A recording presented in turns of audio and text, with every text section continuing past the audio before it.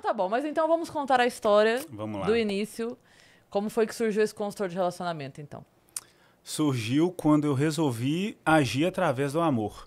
Eu sempre fui um cara normal, que tive uma vida moldada por quem estava à minha volta. Então, minha família era uma família de construtores. E eu pensei assim, vou ser o construtor. E todo mundo falando assim, você deve ser um construtor, que você vai ser feliz, todo mundo aqui é feliz. E aí eu fui fazer engenharia. Nesse processo eu comecei a trabalhar nessa área de construção. Me formei e comecei a entrar no universo corporativo, que é a hora que você vê que não é tão legal assim se não é o seu propósito de vida.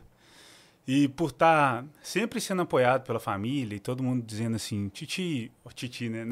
Thiago, você vai ser um bom engenheiro, você vai ser feliz na profissão, fulano de tal seu primo, sempre tem um primo, né? Eu tinha um primo que era muito bem-sucedido. E seu primo, seu pai sempre trabalhou com isso. Só que quando você chega, que é você contra você, que você cumpriu todo o processo, passou pela faculdade, viveu tudo que tinha que viver, você precisa de algo além do que, isso aqui é bom. Precisa fazer sentido de verdade. E foi numa dessas idas e vindas, né? Idas e vindas, porque a vida tem muito disso, independente de qual carreira você escolhe, de qual caminho você escolhe seguir, que eu percebi que eu não estava vivendo da forma que eu queria viver, justamente para agradar um tanto de gente que só queria a minha felicidade. E era justamente o que eu não estava sendo. E aí eu pensei assim, será que não está na hora de seguir meu coração? E eu tinha aquilo dentro de mim, assim, né? Muito forte. Até que aconteceu uma coisa na minha vida pessoal que mudou tudo e me impulsionou a mudar de vida. Que eu estava noivo, era um relacionamento de mais de 10 anos, e já estava tudo certo, eu trabalhando, ela também, a gente já tinha montado apartamento, morando juntos. Roteiro padrão. Roteiro padrão, isso aí. Eu engenheiro, ela médica e tudo certinho como tinha que ser. A gente estava com o casamento marcado. Casamento tipo American Pie, que você vai todo mundo pro meio do mato e dorme na festa. No meio do mato não, né? Um hotel fazenda e tal. E aí, beleza, eu resolvi fazer uma despedida de solteiro com os meus amigos no Rio de Janeiro. Nessa época eu morava BH e Rio. Resolvi fazer uma despedida de solteiro 3 meses antes do casamento. Aí fizemos a despedida, que foi muito assim, eu vou usar a palavra intensa, foi uma despedida muito intensa. Voltei para BH, continuei trabalhando, me casei, deu tudo certo no casamento, a gente foi para a lua de mel. Quando eu voltei da lua de mel, eu descobri que a minha lua de mel intensa estava grávida. E eu tinha que contar para minha atual esposa que eu ia... A sua despedida de solteiro intensa, você quis dizer, Exatamente. Né? Não a lua de mel, você falou. Não, porque a lua de mel foi com a minha esposa. A Sim. minha despedida de solteiro, ela não estava. E nessa despedida de solteiro, eu acabei me envolvendo com uma mulher que hoje é mãe da minha filha, e engravidei essa mulher antes de casar, e eu casei sem saber. Quando eu voltei de lua de mel, que eu descobri que eu tinha me envolvido com uma mulher e ela tinha engravidado e eu ia ser pai novamente. Então, eu fiquei naquela coisa de como que eu vou contar isso agora para minha atual esposa. E esse processo, nós puxamos Eu tô assim, oi? Eu quero só dar um detalhe que a Yas de fato não sabia a história. Eu não, tô assim, oi? eu não tinha dado nenhum spoiler pra Yas desse momento. Eu vou até tomar um chocolate. Esse aqui é pra mim? É. Eu tô Esse é. precisando de glicose agora. Boa. Mas Bom, daí, pode contar. Eu tô acompanhando. E aí foi, não vou julgar, não. Foi nessa hora que eu comecei a questionar realmente a minha vida pessoal, minha vida profissional, porque eu tinha um trabalho onde eu não era feliz. Eu tinha um casamento que já tinha uma traição vindo de mim e que tinha tudo para não dar certo, né? Porque já antes de começar eu já tinha errado de uma forma muito feia. E aí eu comecei a questionar a minha pessoa, o que eu estava fazendo da vida, e comecei um processo de autoconhecimento, passei por algumas etapas, comecei a meditar, que é algo que me ajuda até hoje, mas nessa época mudou muito a minha percepção de vida, assim, de mim mesmo. E isso me ajudou muito. Comecei a investir mais nesse autoconhecimento. Isso tudo durou 6 meses, do dia que eu descobri até tomar todas as decisões. E aí contei para minha atual esposa. Depois que eu contei para ela, a gente resolveu se separar, porque antes de começar já tinha havido uma traição, então para ela não fazia sentido. Na época eu fiquei muito mal, mas eu só podia aceitar a decisão dela.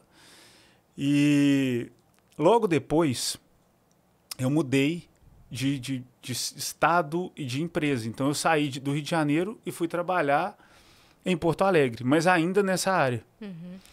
Para poder tentar colocar as coisas em ordem dentro de mim.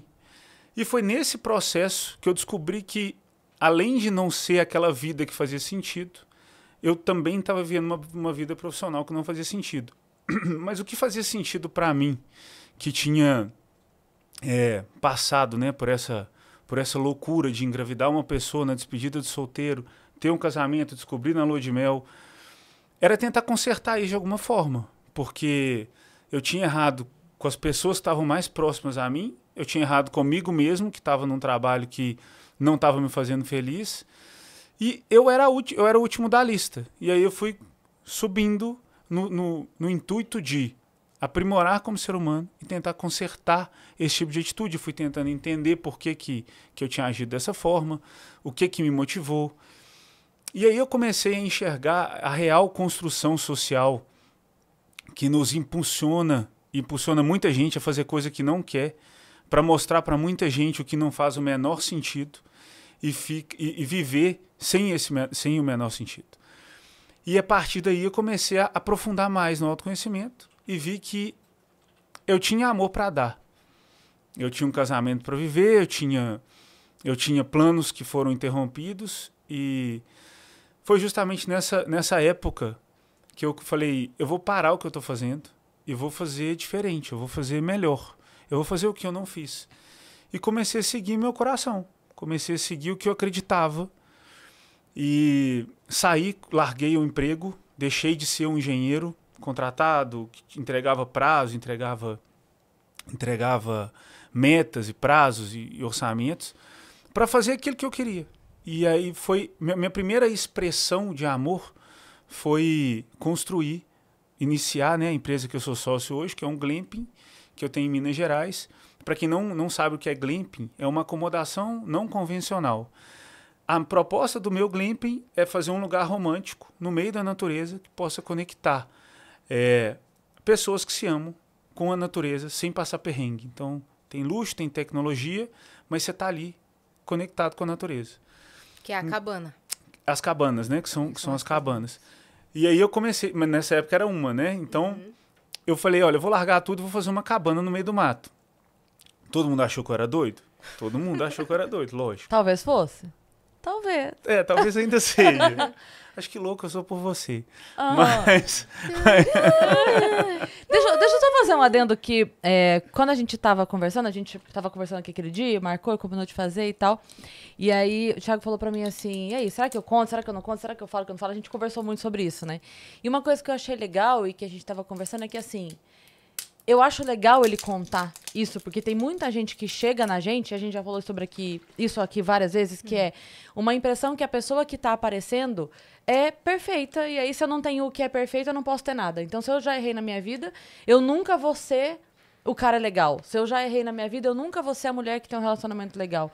E que não é assim. Então, eu falei pra ele, eu acho legal você contar, porque você vai mostrar o caminho que fez, e que nada tá perdido pra ninguém, que todo mundo pode ter errado em algum momento da vida. E é legal você dizer isso porque foi uma escolha. Eu acho que até... claro que a situação toda é muito ruim, mas é louvável como a pessoa reage à situação que viveu, né? Porque a pessoa pode só falar, então foda-se também. Não, então eu vou agir, então agora eu vou mudar. Eu vou me esforçar o tanto quanto for necessário. E uma coisa que eu achei muito legal é que isso tudo que o Thiago contou aqui, ele me contou assim que a gente ficou. E eu achei isso de um cuidado muito grande, porque assim, ok, isso não vai ser... Depois que a gente ficou, beleza e tal. Agora, assim, isso não vai ser só uma ficada. Estamos percebendo que isso aqui vai mais longe. Então, ele sentou comigo e falou, tá, então agora eu preciso te contar uma coisa. E me deu a chance de aceitar ou não seguir dali antes que isso fosse inviável. E eu achei isso muito responsável, sabe? Eu tenho uma história pra te contar. A história não é bonita, é pesada, mas é a minha história. E eu preciso que você saiba. Antes, exatamente. E aí eu falei, cara, uma pessoa que toma esse tipo de atitude, que lida com isso como lida, fala dessa forma, de fato entendeu o que aconteceu. Não quer cometer o mesmo erro. E não quer cometer o mesmo erro. Foi isso. Então eu acho muito legal falar disso, porque é uma maneira também de uma coisa que a gente repete aqui tanto, né, para as pessoas, que é assim, mostrar que não é o conto de fadas, não é o que você vê ali, não é o... Tem problema também. E não é porque tem problema que não é bom, e não é porque é bom que não tem problema. E isso é super possível para todo mundo, né? Vocês também aí sintam-se à vontade, viu? O próprio Thiago foi totalmente transparente aqui. Vocês podem ser transparentes na mensagem também. É isso, né? pra Você mandar. já abriu... É isso. Dizer que, apesar de ter agido errado com a pessoa que eu tinha compromisso, o fruto desse erro é uma filha maravilhosa que eu tenho. Tenho contato com a mãe dela muito respeitoso e sou muito ligado a ela. Então, Ela é grande já? Ela tem 5 anos, mas ela é bem grande. Fofa. Eu chamo ela de minha moça grande. Então, ela já está bem grandinha. Uma linda, uma fofa. Assim, eu sou muito apaixonado por ela. É isso, né? Às vezes acontecem coisas que a gente não espera, mas acontecem coisas boas que a gente não espera também. E muito em cima do que você falou, meu bem, não só tentar entender e me transformar como homem, mas é entender por que os homens agem assim, o que me levou a agir assim, e tentar fazer alguma coisa para mudar isso. Então, claro que eu não cheguei nessa conclusão lá atrás, mas hoje eu vejo isso claramente, assim, quando eu vejo alguns amigos meus conversando entre si.